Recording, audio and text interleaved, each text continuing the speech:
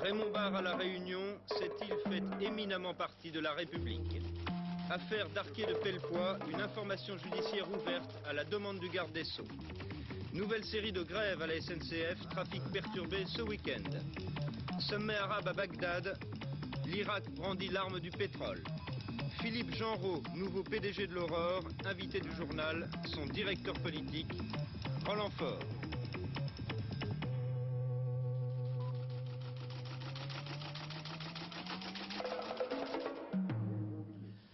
Mesdames, Messieurs, bonsoir. Pendant que le président de la République passe le week-end à Brégançon, retour aux sources pour son Premier ministre. Raymond Barre est arrivé aujourd'hui dans son île natale, La Réunion, un petit bout de France perdu au large des côtes malgaches, à presque une dizaine de milliers de kilomètres de Paris.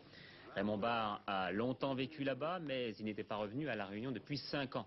Et pourtant, sa mère et même sa grand-mère vivent encore là-bas. Voilà pour l'anecdote. Mais au-delà des considérations sentimentales, il y a ces propos du Premier ministre, propos que les Réunionnais semblaient beaucoup attendre, à l'exception de ceux qui prônent l'indépendance ou l'autonomie de l'île et qui d'ailleurs ont manifesté aujourd'hui.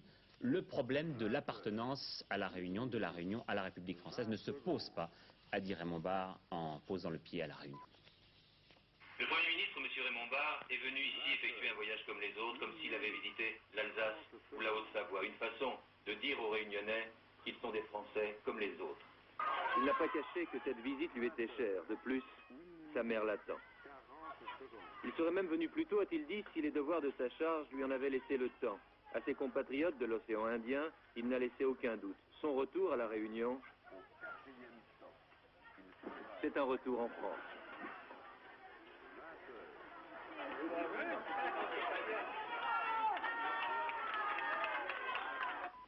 Vous n'êtes pas 500 000 Réunionnais perdus dans l'océan Indien. Vous êtes 500 000 des 55 millions de Français.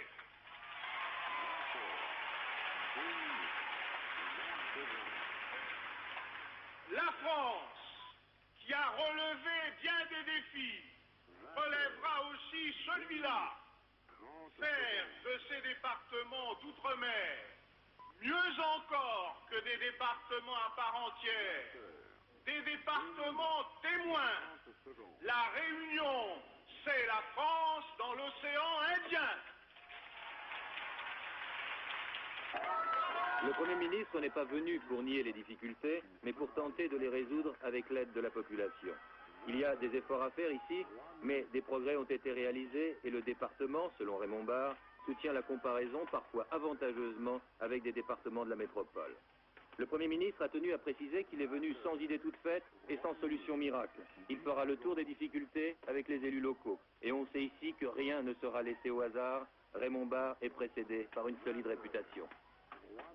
Et copains de classe ensemble depuis la 6e jusqu'au bac. Et je l'ai bien connu comme tous ceux qui étaient avec lui. Et c'était un bon camarade, mais c'était un bûcheur. Hein.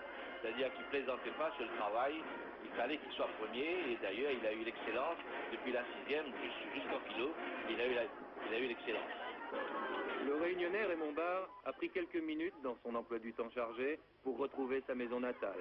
Parti étudiant pour la métropole, c'est un Premier ministre que regarde sa famille aujourd'hui à la fenêtre.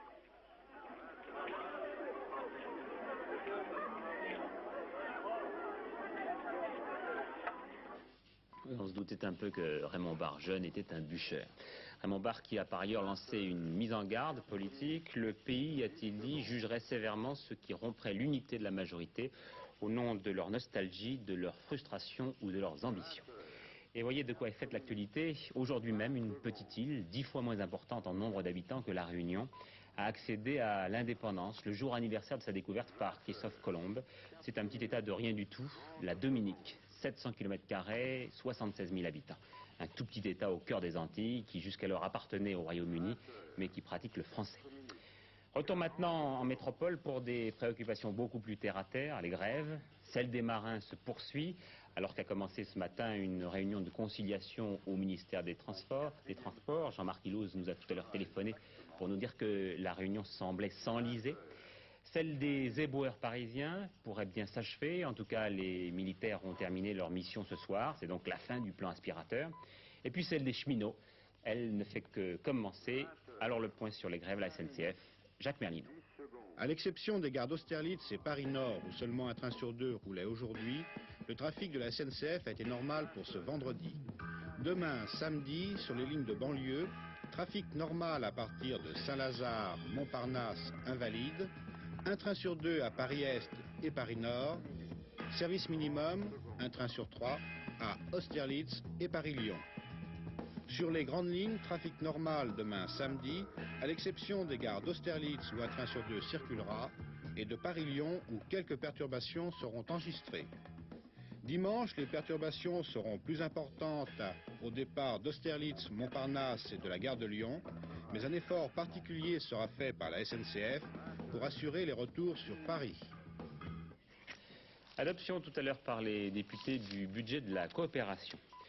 Une proposition de l'ancien ministre radical André Rossi qui s'interroge sur ce qu'il appelle la tentation droitière de l'UDF. Il faut être, dit-il, le meneur de jeu sur l'impôt sur le capital, la réforme fiscale et puis l'emploi. La réponse du directeur du Matin à Georges Marchais, qu'il avait accusé de lâcheté à la suite de la publication d'un article de Bernard-Henri Lévy, le mettant en cause. Il n'est pas vrai, Georges Marchais, écrit Claude Perdriel, il n'est pas vrai que nous ayons de la haine à votre égard. Nous n'avons jamais dit, jamais écrit, pensé que le Parti communiste était antisémite, et vous le savez. Et alors toujours à propos de cette affaire d'Arquier de Pellepoix, j'apprends à l'instant que le procureur de la République du tribunal de grande instance de Paris a fait connaître qu'à la demande du garde des Sceaux, il avait engagé aujourd'hui des poursuites contre d'Arquier de Pellepoix. Exactement, il a ouvert une information judiciaire avec comme délit retenu contre lui apologie de crimes de guerre et de collaboration, de provocation à la discrimination et la haine raciale, enfin de diffamation raciale et d'injure raciale. Mais attention, cela ne veut pas dire pour autant que le principe de son extradition soit acquis. Un nouveau PDG pour la société qui édite l'Aurore, Pierre Genreau, qui remplace Francine Lazuric. Par ailleurs, Roland Faure est nommé rédacteur en chef du journal. Alors dites comme cela, l'information pourrait n'intéresser que les journalistes et les milieux de la presse, mais il faut aller plus loin. Pierre Genreau était jusqu'alors l'ancien directeur gérant du journal France Antilles, qui appartenait à Robert Hersant et qui appartient toujours à Robert Hersant. Robert Hersant, vous le savez, est propriétaire de nombreux journaux de province. Alors, il a acquis récemment à Paris Le Figaro, puis François, et on se demande s'il ne vient pas aujourd'hui d'absorber, certains diront de manger un troisième quotidien, l'Aurore.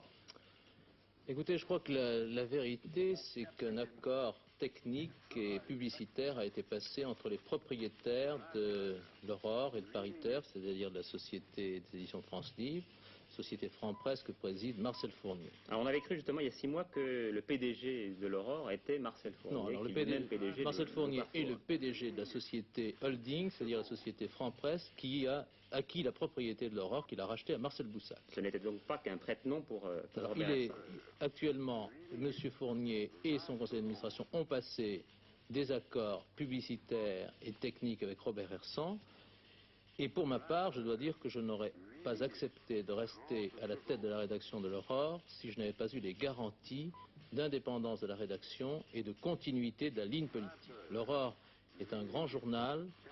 Francine Lazuric l'a quitté aujourd'hui avec 12 de ses collaborateurs, parmi les plus importants, parmi eux l'un des fondateurs, Dominique Padeau. C'est pour nous une très grande tristesse de voir partir de grands journalistes, parce que l'Aurore est une équipe qui a mené de grandes batailles politiques, qui a représenté une forme de pensée politique et qui continuera à le faire. Bien entendu, partent, visiblement, c'est qu'ils craignent l'arrivée de Robert Hersant. Ils sont partis certainement avec des craintes. Ils sont partis et je n'ai bien entendu pas jugé leur attitude. Craintes que vous n'avez pas? Pour ma part, j'ai eu des craintes. Aujourd'hui, les garanties qui me sont données me permettent de rester à la tête d'une équipe de 120 journalistes qui sont là et qui entendent jouer cette partie que représente la survie d'un grand journal. C'eût été, je pense, désastreux que ces garanties ne nous aient pas été données parce que, bien entendu, peut-être l'Aurore aurait continué sans nous, en tout cas sans moi, mais aujourd'hui, nous espérons que les garanties qui m'ont été données vont se traduire dans des faits. Bien entendu, si par la suite ces garanties s'avéraient illusoires, s'il s'agissait de, disons, couvrir une opération de camouflage, je ne serais pas cet homme-là. j'ai une responsabilité vis-à-vis de l'équipe de l'Aurore. J'ai une responsabilité vis-à-vis des lecteurs de l'Aurore qui sont parmi les plus fidèles de la presse française. Nous avons une tâche à accomplir. L'Aurore est un journal qui a défendu les minorités, qui a défendu des causes difficiles, qui a défendu l'équité. L'Aurore est un journal qui, au lendemain de la Libération, a combattu les excès de l'épuration, qui ensuite s'est battu contre l'emprise de l'administration et a fait supprimer le ministère du Ravitaillement. L'Aurore a mené une bataille pour la réintégration des rapatriés d'Afrique du Nord dans la communauté nationale.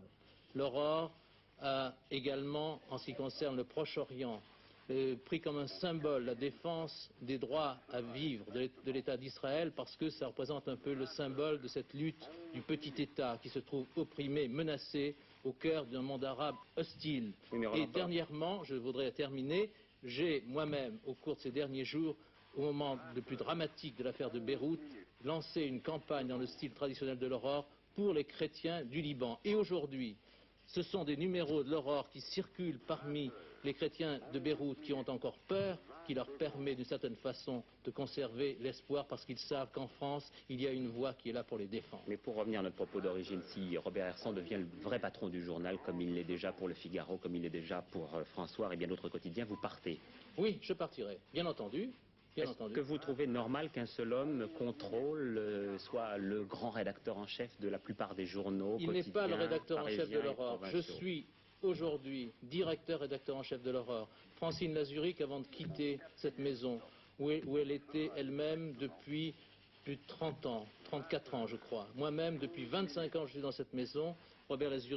Francine Lazuric a décidé, avec sa fille Claude Garçon, qui faisait partie de notre rédaction, de laisser à l'entête, dans la manchette de l'Aurore, le nom de son fondateur Robert Lazuric. C'est parce que je pense.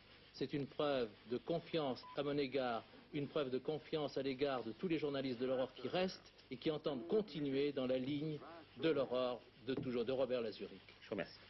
Voilà pour les affaires françaises. Actualité à l'étranger maintenant, en images, avec d'abord cette menace brandie par les Irakiens à l'occasion du sommet de Bagdad. Nous exigerons que soit utilisé le recours à l'arme du pétrole. En revanche, une certaine modération dans le ton employé à l'égard du président Sadat. Philippe Châtenay. Pour le moment, Anwar el-Sadat, qui fait figure d'accusé jugé en son absence par le sommet de Bagdad, semble donc avoir évité le pire. Les pays les plus durs à son égard, comme l'Irak ou la Libye, ont dû tenir compte de la modération prônée par l'Arabie saoudite.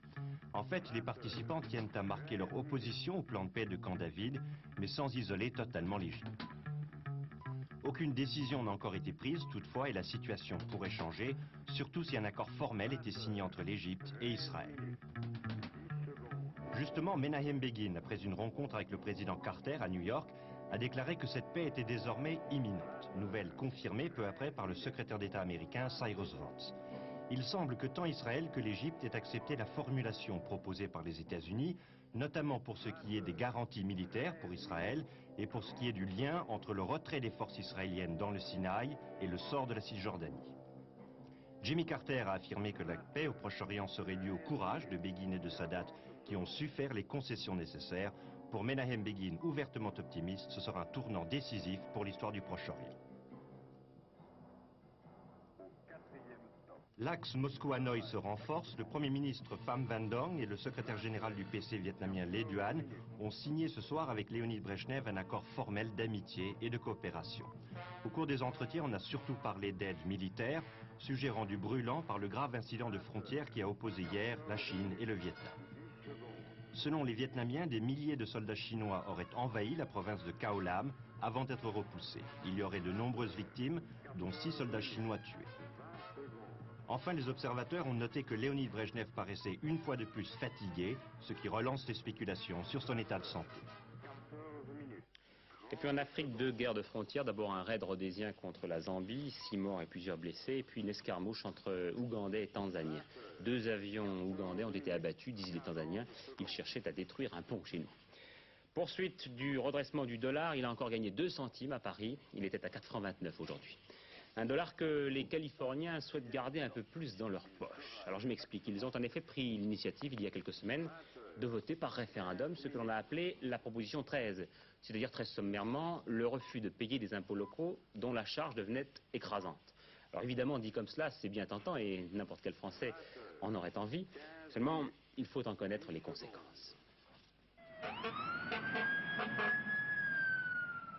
Commençons par les conséquences de cette révolte des impôts et prenons l'exemple d'un incendie à Los Angeles.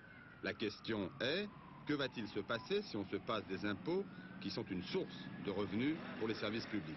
Réponse, eh bien des incendies comme celui-ci ne pourront plus être combattus puisqu'il va falloir réduire le nombre de pompiers sur Los Angeles. D'autres adversaires de la proposition 13 ajoutent, des employés des services publics vont être licenciés et en particulier les chicanos, c'est-à-dire les Mexicains et donc les minorités pauvres de Los Angeles qui vont faire les frais de cette réforme. L'instigateur de ce beau remue-ménage, qui secoue l'Amérique depuis 6 mois, s'appelle Harold Jarvis, 75 ans, défenseur de l'Amérique traditionnelle. Il défend la petite propriété. Il est contre le gaspillage, provoqué, dit-il, par les bureaucrates qui gouvernent. C'est lui qui a lancé la révolte contre les impôts et il dit dans son langage rude que les Mexicains, les Noirs, eux aussi, vont aujourd'hui payer moins d'impôts, donc s'acheter des maisons et donc vivre à l'américaine.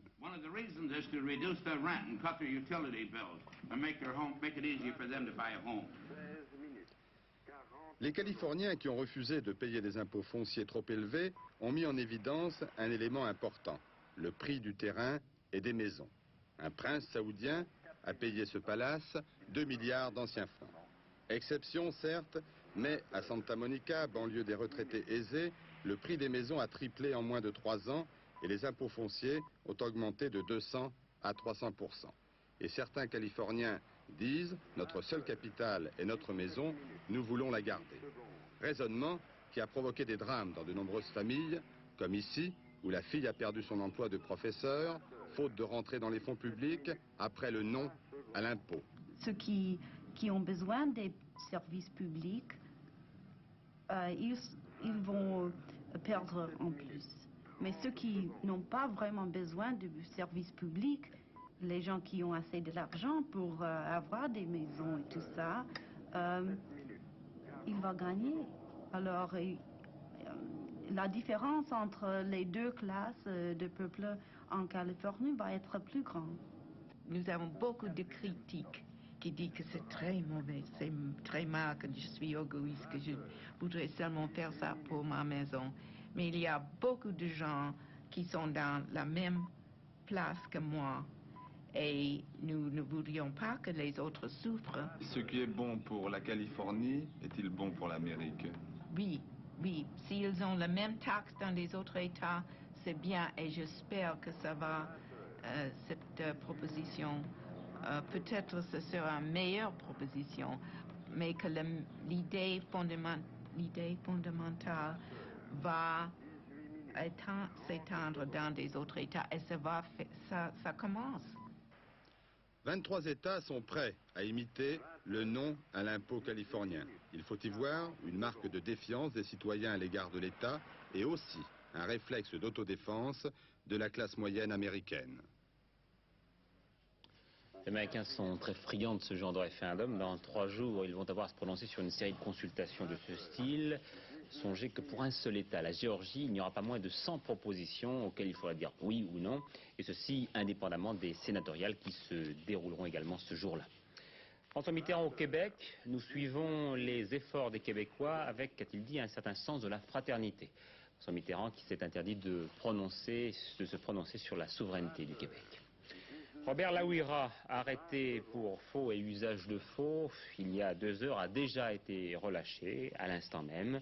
Robert Laouira est le jockey déjà inculpé d'infraction à la législation des courses et des jeux dans l'affaire du prix Bride abattu, dont le procès se poursuit actuellement à Paris.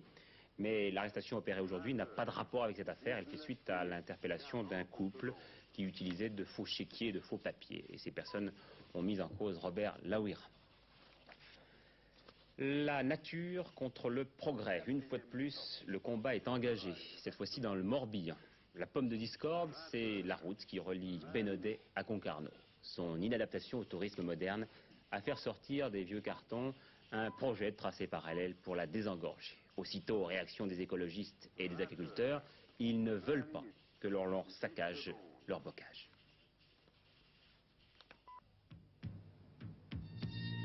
Cette si jolie route est à l'origine de toute l'affaire. Elle relie Bénodet à Concarneau. Or, le Conseil général du Finistère et l'équipement jugent qu'elle est insuffisante et même dangereuse pour faire face au trafic, notamment pendant l'été. Ils veulent donc la doubler par un tracé parallèle. Regardez sur cette carte. La nouvelle voie qui apparaît en rouge passerait à quelques kilomètres au nord de la route existante, en pleine campagne. Et c'est là tout le problème.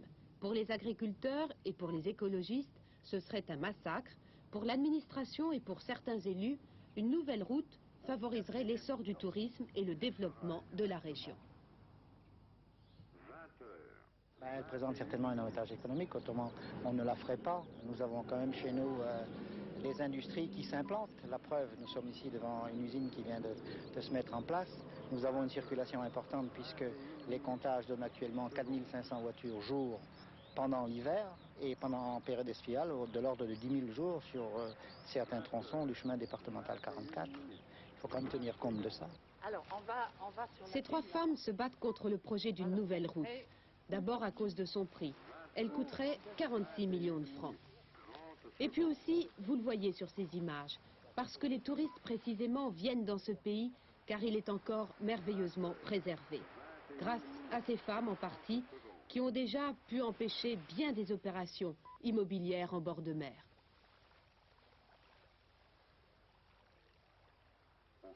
Même le maire lui-même dit qu'on est arrivé à saturation.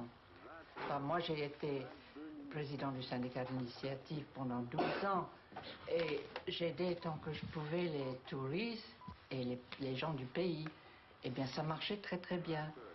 Et maintenant, ce qu'on veut faire, c'est aller au-delà des possibilités, d'accepter tant de touristes, c'est pas possible. Cette route, d'abord, va saccager des paysages de toute beauté qui sont classés d'ailleurs. Vous avez ici, près du pont de Bénodet, le site des Garennes, le site classé des Garennes, qui va être saccagé par la route. Puis un peu plus loin ici, le site de Cheffontaine, qui va être également saccagé par la route. Il y a là des futaies magnifiques, un moulin très joli. Puis ici, un peu plus loin, c'est le site de la chapelle de Sainte-Anne de Fouesnant, avec ses beaux arbres, son bocage. C'est un paysage typique du bocage fouesnantais qui va être également complètement saccagé. Mais il n'y a pas que les sites, il y a aussi les agriculteurs. Ils sont les plus touchés par cette nouvelle voie. Elle amputerait le terroir fouesnantais d'une trentaine d'hectares. Or, c'est une terre fertile, considérée comme l'une des plus riches de l'Armor. Alors, les paysans comprennent mal que l'intérêt économique de leur production ne soit pas pris en compte. Je ne crois pas qu'on ait besoin de saccager tant de propriétés pour gagner 5 minutes, alors qu'il y a tellement de routes qui demandent à être aménagées. Et pour vous, cette route, ça représenterait quoi comme conséquence? Eh bien, mon mari n'aurait plus son travail d'agriculteur. Il arrive à 40 ans, je ne vois vraiment pas dans quoi il va se reconvertir. Ça coupe le champ légèrement en biais, donc ça posera des problèmes pour les cultures par la suite. Beaucoup en biais même, oui. Beaucoup, oui.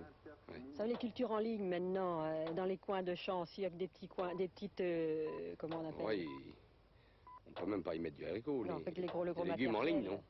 Les machines viennent même par les ramasser, les cueillir. Personne n'est venu. Personne n'est venu sur place. C'est ça qu'on reproche, enfin, tout de même. Bien sûr, oui. Alors après, ils disent que ce sont des terres non agricoles. Enfin, je sais pas, moi, qui viennent sur place pour voir. Alors, faut-il dépenser 46 millions de francs pour une voie qui servirait surtout 2 mois par an pendant l'été? Ne vaudrait-il pas mieux rénover la départementale existante? Ils sont nombreux en Bretagne aujourd'hui à espérer qu'on tiendra compte des conséquences qu'aurait une nouvelle route qui a reçu, il faut le dire, l'avis favorable de la Commission des sites et des affaires culturelles. L'étude d'impact a également conclu à l'intérêt d'une nouvelle voie. On attend donc maintenant Le rapport du commissaire enquêteur, il sera décisif. Deux doigts de sport pour vous dire qu'en football, Strasbourg rencontrera les Allemands de Duisbourg pour les huitièmes de finale de la Coupe de l'UEFA. Premier match le 22 novembre à Strasbourg. Puis pour terminer le journal, le premier des sujets que nous allons consacrer à la transatlantique en solitaire. Vous savez, celle qui part de Saint-Malo dimanche à midi. Elle s'appelle en fait la course du Rhum. Tous les bateaux ou presque portent des noms de marque et cela nous pose évidemment beaucoup de problèmes dès que nous voulons évoquer la course sans servir de support publicitaire à quiconque. Mais c'est la rançon du développement fantastique de ce genre de compétition à mi-chemin entre l'aventure et la performance. S'ils veulent continuer, les concurrents sont obligés de se faire patronner, de se faire sponsorer. La transatlantique française va faire parler d'elle. Son créateur et animateur s'appelle Michel Étévenant. Il est publicitaire et professionnel de la communication. C'est lui qui le premier a développé le sponsoring, en français patronage, des bateaux. Une question alors, faut-il condamner cette intrusion de l'argent sur la mer? Un choix se pose en effet. La voile s'étiolait, et si elle veut aujourd'hui, à l'image du cyclisme ou du football, devenir un sport vraiment populaire, elle doit peut-être en passer par là. Alain Colas, avec Manureva, lui au contraire, a refusé de vendre le nom de son bateau. Il se distingue ainsi de la plupart des autres concurrents, plus des 2/3, dont l'embarcation porte le nom d'une marque commerciale. Cela ne veut pas dire pour autant qu'il n'a pas de sponsor qui a financé sa course. Pour gagner une course au large, il faut aujourd'hui investir, beaucoup. Dimanche à 12 h au départ, la valeur additionnée de la cinquantaine de bateaux présents avoisinera les 50 millions de francs. Eugène Réguidel, pour cette transat, a construit un bateau, une véritable bête de course pour navigateurs solitaires, et dont le prix est en conséquence. Ça coûte très cher, et dans le commerce, ça coûterait environ 800 000 francs. Alors comment finance-t-on un bateau de ce style-là? En partie par le travail qu'on fait soi-même, en partie par l'apport des fournisseurs et le complément par le sponsor. Mais alors c'est votre activité principale? Non, non. Vous êtes professionnel de la mer ou vous êtes amateur? Alors moi j'étais d'abord amateur, après ça amateur subventionné, maintenant je suis semi-professionnel, c'est-à-dire que je suis toujours assureur et en même temps je fais de la course.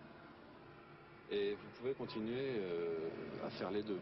C'est un peu acrobatique, mais enfin pour le moment ça marche. Est-ce qu'il y a une rentabilité de la course au large ou bien simplement un plaisir gratuit et très onéreux? Une rentabilité pour les sponsors, j'espère. Pour les coureurs, ça n'a pas beaucoup d'importance. Effectivement, Eugène Réguidel navigue par passion et les sponsors par intérêt. Il ne s'en cache pas d'ailleurs. L'essentiel, c'est que l'on parle d'eux, que l'événement, c'est-à-dire la transat française, et que le support, c'est-à-dire le bateau, soit suffisamment mobilisateur vis-à-vis de la presse écrite, parlée et télévisée, pour que le nom de leur produit devienne familier au grand public. Car au bout de la chaîne, il s'agit de vendre. Ce qu'on cherche à nous, c'est à donner pour nos lecteurs ou pour d'éventuels nouveaux lecteurs une image qui serait pour le journal la meilleure possible. Alors on peut choisir le sport, la course automobile ou la voile. Je crois qu'on a choisi la voile parce qu'actuellement la navigation à voile est en train de se développer de façon extraordinaire. La transat française, la route du Rhum, sera certainement l'épreuve qui réunit à ce jour le plus beau palmarès en navigateur. On a un très bon bateau, un excellent skipper. Je crois qu'on a une chance de figurer très très bien à l'arrivée et donc de faire parler de VSD de façon tout à fait positive et dynamique. S'ils ne veulent pas l'avouer, les concurrents sont aussi motivés, outre leur passion pour la mer, par les prix distribués à l'arrivée. Les prix en espèces qui s'échelonnent de 200 000 francs au premier à 30 000 francs pour le 6e. De quoi, si l'on gagne, rembourser une partie des dettes contractées avant le départ. Mais cela ne risque-t-il pas, au bout du compte, de modifier fondamentalement l'esprit de la course au large, dont le vainqueur recevait hier une poignée de main et les félicitations du jury?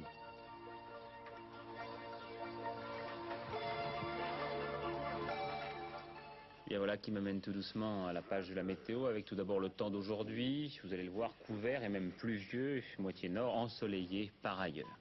Pour demain, temps doux et couvert sur la Manche, beau sur les régions méditerranéennes, mais sur le reste du pays, ciel gris le matin, éclairci l'après-midi. Les rendez-vous de l'information dans les heures à venir. D'abord le dernier journal ce soir vers 22h45, présenté par Pierre Alain. Demain, des retrouvailles après 3 semaines d'interruption avec le magazine des sourds et des malentendants à 12h15. Et puis tout de suite après, samedi et demi, présenté par Paul Lefebvre. Enfin, donc, tout de suite à 22h45, après apostrophe, Pierre Alain. Point final à cette édition. Je vous remercie, puis je vous souhaite à tous une excellente fin de soirée. À lundi.